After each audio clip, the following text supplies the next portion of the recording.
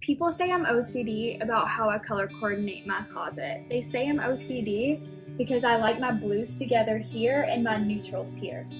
I've heard people say that I'm OCD because of the way that I organize my music equipment. From the way that I set up my guitars, my microphones, drumsticks, everything. This isn't the real OCD.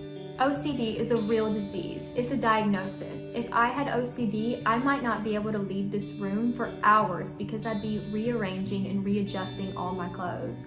But instead, I throw on an outfit, head out to dinner, go meet friends, and I don't give my closet a second thought. If I was diagnosed with OCD, maybe I would have to zip and unzip my backpack 8 times before I could go on with my day, to the point that it would make me late to an appointment.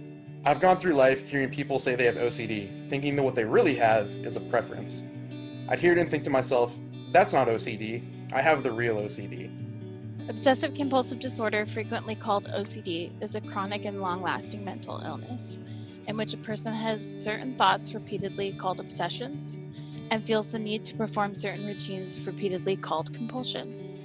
The person is unable to control either the thoughts or activities for more than a short period of time. These activities occur to the extent that the person's daily life is negatively affected, typically taking up to more than an hour a day.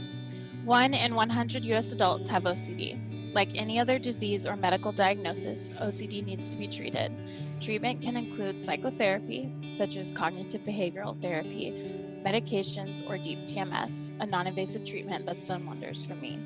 I was diagnosed with OCD when I was 10. One of my compulsions was obsessive hand washing, to the point where I would have chemical burns all over my hands. I began exhibiting moderate OCD symptoms when I was 6 years old that gradually became more severe. One of my compulsions was obsessively showering several times a day to the point where I would rub my skin raw. Because my house was broken into at a young age, I never really felt safe, obsessively fearing that my door wasn't locked. My compulsions and thoughts took over my life.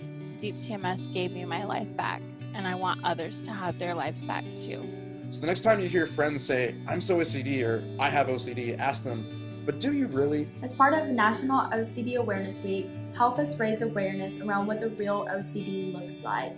Please share this video with the hashtag #TheRealOCD. And to those of you who live with OCD, treatment options like deep TMS may be right for you. There is hope. Things can get better. You are not alone.